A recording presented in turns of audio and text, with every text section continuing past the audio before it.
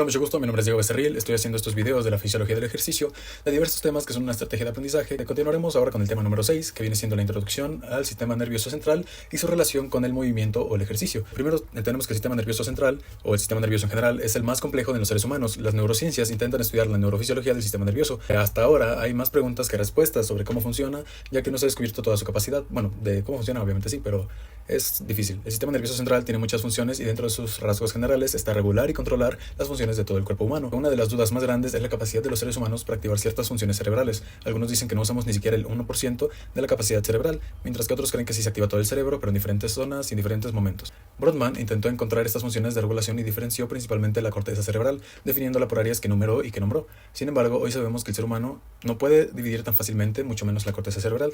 Las investigaciones actuales muestran que la capacidad cerebral no tiene un límite, sino que se puede mejorar y aumentar. El cerebro realiza principalmente multitareas. La unidad funcional del sistema nervioso central es la neurona, que tiene la capacidad de hacer neurogénesis, que es síntesis de nuevas neuronas, y neuroplasticidad, que es la propiedad de las neuronas para formar nuevas conexiones y sinapsis entre sí. Y demostrando que sí se puede crear nuevas neuronas y que la neuroplasticidad hace nuevas conexiones neuronales, esto vuelve el cerebro más plástico y con más potencial de aprendizaje. Para entender el sistema nervioso central hay que dividirlo, y a pesar de que el estudio del sistema nervioso central se ha dividido para su comprensión, este sistema funciona de manera unificada, es decir, su estudio se divide en tres fases principales, pero trabajan en conjunto.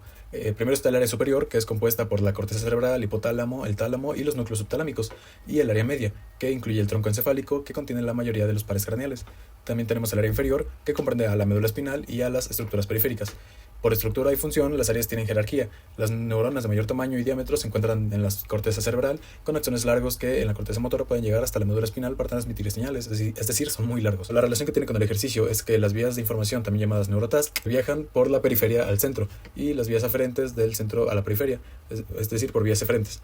Estas vías son esenciales para la regulación y control de las funciones del cuerpo humano. A nivel periférico existen varios receptores en el cuerpo que reciben estímulos y los transmiten al sistema nervioso central para generar respuestas. Algunos de estos receptores incluyen termorreceptores que detectan temperatura, nociceptores que detectan dolor, varoreceptores que detectan presión, los receptores alfa-gamma y los receptores Ruffini, Pacini y Bader, que son los que encontramos en la piel. Cuando estos receptores reciben estímulos del medio externo, el sistema nervioso central los controla y regula, permitiendo la generación de respuestas. Este proceso parece sencillo, pero en realidad es muy complejo. Por ejemplo, si nos hacemos cosquillas a nosotros mismos, no sentimos nada, pero si otra persona lo hace, sí la sentimos. Un estímulo viaja del medio externo del sistema nervioso central, generando una respuesta, saliendo ahora del medio interno al medio externo. Podemos ignorar ciertos estímulos cuando nos enfocamos en otra tarea. En actividades en grupo, como ejercicios imitados, no sabemos cómo realizar movimientos si es que no los realizamos antes. Después tenemos el comportamiento humano y el movimiento. El comportamiento humano está relacionado con el movimiento y entender que podemos actuar de una manera y cómo nos movemos es muy complejo. Aunque todos sabemos cómo hacer una sentadilla, podemos realizarla de formas diferentes. Para comprender el movimiento debemos estudiar que el área superior del sistema nervioso central, especialmente la corteza motora. De anterior a posterior, la corteza motora está organizada de la siguiente manera. Tenemos la corteza frontal, corteza motora, corteza sensitiva. La corteza motora también contiene el área premotora, premotoria suplementaria, área motora primaria y área motora secundaria. La corteza sensitiva también encontramos dentro al área somatosensitiva primaria y área somatosensitiva secundaria. Al hacer una sentadilla, que las hacen de diferentes formas, el movimiento puede generarse con estímulos auditivos o visuales, pero esto solo ocurre si hay una instrucción previa. Es decir, si a ti te dicen, haz lo que yo te diga, o haz los movimientos que yo te diga y te dicen sentadilla, lagartija, pues la sabes hacer. Si te lo dicen por la voz, o sea, lo escuchas y realizas la instrucción. Pero si alguien te dice, imita lo que voy a hacer solamente viéndolo y ves que hace una sentadilla o que hace lagartijas, entonces tú no lo escuchas, pero lo ves, y como lo ves puedes imitar o hacer lo que te están diciendo. Después tenemos que la neurofisiología ha demostrado que el área premotora genera engramas, que estos vienen siendo como sinapsis o neuroplasticidad entre las neuronas, es decir, que estos engramas son responsables del aprendizaje motor. Los engramas permiten que los movimientos aprendidos queden grabados en el cerebro y se perfeccionen con la práctica. Las fases de los actos motores voluntarios vendrían siendo la planificación del movimiento, son tres, la programación del movimiento y la ejecución motora, o el movimiento que se hace. En el ejemplo que les di anteriormente, al no haber un aprendizaje, si es que no hay un aprendizaje previo de cómo hacer una lagartija o una sentadilla, te quedas en la fase de la planeación. El área premotora se activó, pero el área motora suplementaria jugó un rol crucial para inhibir o permitir la conexión con el área motora primaria. Es decir, que de las fases del movimiento, planeación, programación y ejecución, te quedaste únicamente en la planeación, ya que escuchaste lo que tienes que hacer, pero no sabes cómo realizarlo. Entonces, tenemos después que por esto mismo, hay una parálisis por análisis. Cuando el ser humano evalúa una situación, se puede entrar en un estado de parálisis por análisis. Esto puede evitarse aprendiendo previamente. Por ejemplo, en una situación de emergencia como un sismo, el área motora suplementaria se activa sin la necesidad de planificar, permitiendo una respuesta rápida de huida. Cuando ya tenemos un programa establecido para ejecutar un movimiento, como en el caso de deportistas y músicos, el cuerpo lo realiza de manera automática sin necesidad de pensar conscientemente en cada acción. Como un ejemplo de esto, en deportistas vendría siendo Michael Jordan y su famoso tiro donde sostenía la pelota, daba un paso para atrás y tiraba. Entonces era totalmente automatizada y no pensaba en la acción. Por eso era que nadie podía detenerlo o nadie podía taparlo, aunque repitiera ese movimiento muchas veces en cada partido. Él era tan inmediato que a la otra persona que intentaba taparlo, bloquearlo, etcétera, no le daba tiempo de procesar lo que estaba haciendo y saber qué tenía que hacer. Después tenemos a los neurotransmisores y a la neuroplasticidad. El hipocampo, junto con la corteza motora, tiene una conexión directa con los movimientos. En este proceso se libera un factor neurotrófico derivado del cerebro, o BDNF, que es esencial para la neurogénesis en áreas como el hipocampo y lóbulos frontal y parietal, y el temporal. La neuroplasticidad está relacionada con el aprendizaje motor, pero también con habilidades cognitivas, como aprender nuevos idiomas, tocar instrumentos, entre otros. Un ejemplo de esto sería aprender una ruta nueva de la vida diaria sin utilizar un GPS, esto presenta un desafío cognitivo significativo. Hoy en día el uso de la tecnología ha disminuido ese esfuerzo cognitivo, reduciendo la neuroplasticidad. Un ejemplo clínico vendría siendo que pacientes con parálisis medular requieren reentrenamiento motor para recuperar funciones básicas de movimiento a través de fisioterapia y del ejercicio. Las áreas somatosensitivas y la kinestesia, pues también es un tema del que hay que hablar. Viene siendo que la corteza somatosensitiva trabaja en conjunto con el área motora, generando respuestas a estímulos táctiles, visuales y verbales. El sentido kinestésico, es decir, de movimiento, nos da la conciencia corporal. Esta está asociada con el área de Brodmann 4 y 5. Este sentido se desarrolla especialmente en músicos, deportistas y bailarines.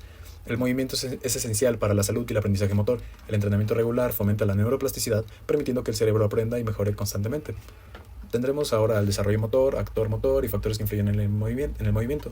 La influencia del contexto en el desarrollo motor igual influye mucho en el desarrollo de habilidades motrices o talentos de las personas. A pesar de que factores genéticos, si el individuo, a pesar de tener los factores genéticos que te permiten hacer muchas cosas, si el individuo no se desarrolla dentro de un contexto adecuado, el talento por sí solo no es suficiente. Hoy se sabe que el esfuerzo puede superar al talento cuando este último no se aplica con constancia o de buena forma.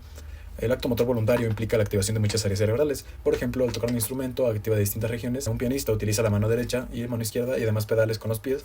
Además que tiene que leer partituras y escucha la música que está haciendo para saber si se hace correctamente. En los músicos se estudia mucho este tema. Además que su desarrollo muscular debido a la alta motricidad.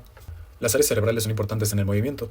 El área superior, media inferior, pues en el cerebelo coordina movimientos y mantiene el equilibrio. Los ganglios basales estabilizan movimientos proximales con distales y alteraciones en estas estructuras provocan patologías como, por ejemplo, el Parkinson, debido a daño en la sustancia negra que puede asociarse con sedentarismo o baja actividad motriz.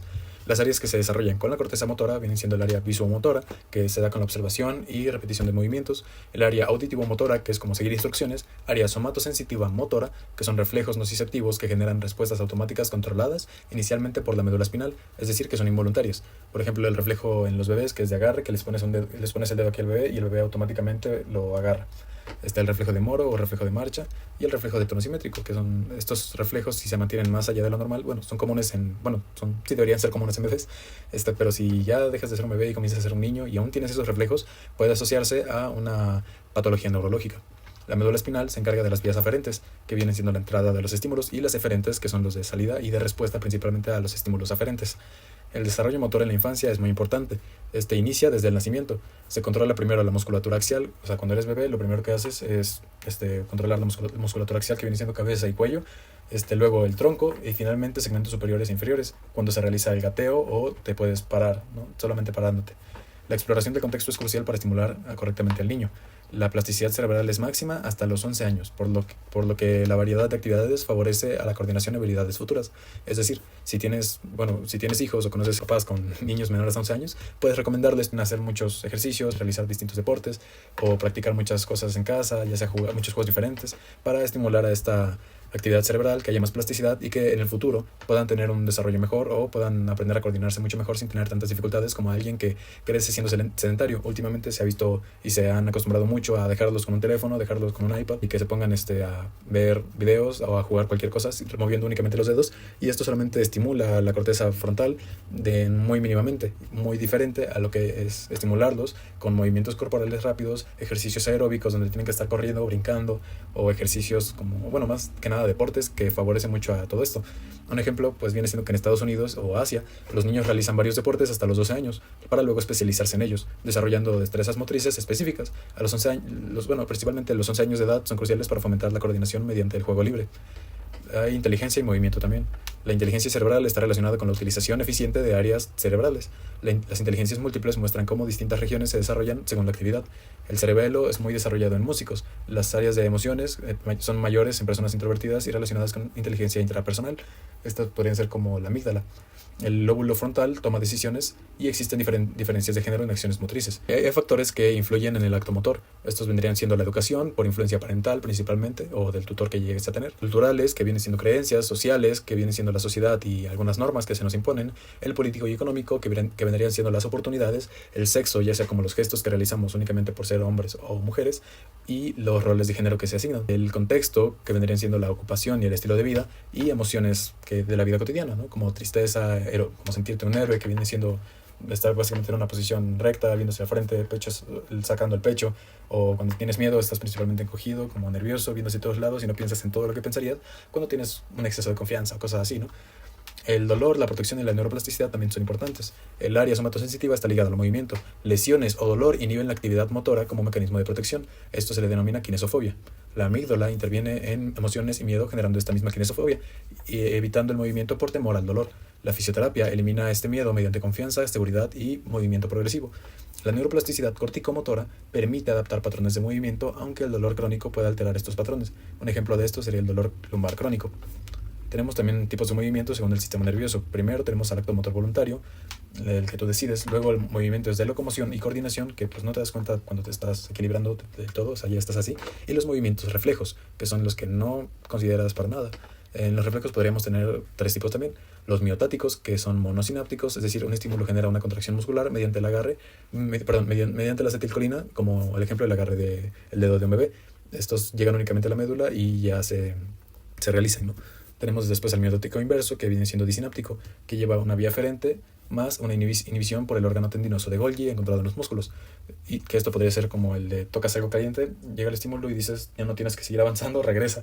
Y ya entonces tocas algo muy caliente, te quemas y regresas rápido. Fue un reflejo miotático inverso, o disináptico de dos sinapsis. Y los reflejos polisinápticos, que hacen 3 o más sinapsis, como reflejo cruzado de flexión-extensión para mantener el equilibrio. Hay categorías neurológicas de reflejos. Tenemos a los normorefléxicos, arefléxicos, hiperreflexia e hiporreflexia. Estos podrían ser perfectamente normales, pero también no encontrar reflejos, es decir, areflexia, podría ser preocupante, nos podría indicar alguna situación neurológica que tenga la persona.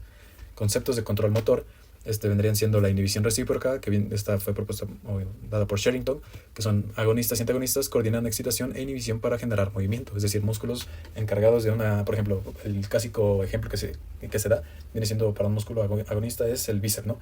El músculo agonista, es decir, principal, encargado de la flexión del codo, es el bíceps. Y los músculos antagonistas vendrían siendo los que hacen la aplicación opuesta, que es en este caso el tríceps. El tríceps se encarga de extender el codo, que es completamente lo contrario a flexionar el codo, ¿no? Entonces, estos mismos se coordinan para poder realizar un movimiento adecuado. También tenemos el tono muscular, que puede ser hipertónico o, puede ser aumentado o disminuido, es decir, hipertono y hipotono. Estos también se relacionan mucho porque si tienes mucho tono muscular, ahora mismo caso en el bíceps, vas a estar con el músculo así, ya que tu tono es mayor en el bíceps que en el tríceps, entonces vas a tener flexionado principalmente el codo. Y esto pues ya es bastante común, y si te pusieras a observar a personas de cualquier lugar se encontraría. También tenemos patologías como la flacidez y espasticidad tras un accidente cerebrovascular o tras un evento vascular cerebral. Con estrategias de activación o relajación, según el caso, se puede evitar. La programación motora vendría siendo una combinación del área motora primaria y la corteza asociativa. Esto genera activación, inhibición, tensión y rango de movimiento. Hay algo que conocemos que fue propuesto en el 64 por Luria, que es la melodía kinestésica. La analogía vendría siendo que la corteza motora sería un director de orquesta y los músculos vendrían siendo los músicos. La corteza motora indica qué es lo que se tiene que hacer y los músicos siguen las instrucciones acorde al director, que vendría siendo la corteza. Los deportistas y músicos logran movimientos más armónicos al inhibir niveles inferiores y coordinar movimientos complejos. Un ejemplo sería ahora el deportista Rafael Nadal, que es un tenista, que programa y ejecuta movimientos específicos en segundos o décimas de segundos. Cuando llega a jugar, realmente tiene que tener, además de estar muy concentrado, debe de tener mucha noción de todo lo que está haciendo y de lo que puede hacer y cómo hacer las cosas para poder tener resultados efectivos. Entonces, ahora el movimiento, esfuerzo y pensamiento pues también son importantes. El movimiento, pensamiento y emociones y rendimiento están interrelacionados. La resiliencia y constancia reflejan fuerza mental tanto como física. Hay creencias erróneas que dicen, que para no realizar tanto movimiento, dicen si entreno me voy a lesionar, o no necesito ir al gimnasio, o entrenar principalmente, y esto afecta negativamente la conducta motriz, ya que la correcta prescripción de ejercicios elimina errores y maximiza los resultados. Por esto es importante que alguien con conocimiento previo te indique qué puedes hacer en tu situación. A lo mejor si estás acostumbrado a decir que te puedes lastimar, te mentalizas tú mismo y dejas de querer hacer cosas que al final terminan siendo perjudiciosas, ya que tu cuerpo está hecho y diseñado para realizar muchas cosas. Y si no lo haces, principalmente se atrofia y ahora ya no vas a poder hacerlo realmente. Pero esto se puede evitar, y ya que es importante hacerlo y entrenar, ya que en situaciones de riesgo, situaciones no previstas o situaciones que no podemos controlar, incluso en la misma vida cotidiana, es importante tener un desarrollo motor adecuado, ya que también podemos intuir y finalizar casi con esto que no hay malos movimientos, sino hay malas prescripciones. Si un mal entrenador que no tuvo estudios suficientes o que no sabe cómo adecuarlos a las personas, te puedes mentalizar o puedes creer ahora que no hay buenos ejercicios o ejercicios adecuados para ti, pero siempre puedes encontrar una mejor manera con alguien que tenga más conocimiento y que te indique poco a poco sin querer arriesgar tu salud. Finalmente, el ejercicio educa al sistema nervioso. La actividad física mejora la salud mental y la toma de decisiones, y los ejercicios de coordinación incluyen acciones como hincar las rodillas, levantarse sin manos ni tocar el suelo. Es decir, ya estás sentado en el piso y ahora te levantas, pero no puedes utilizar las manos. Estos vienen siendo ejercicios de coordinación. Y con esto terminaríamos el tema 6, introducción al sistema nervioso central, movimiento y ejercicio. Nos vemos. Chao.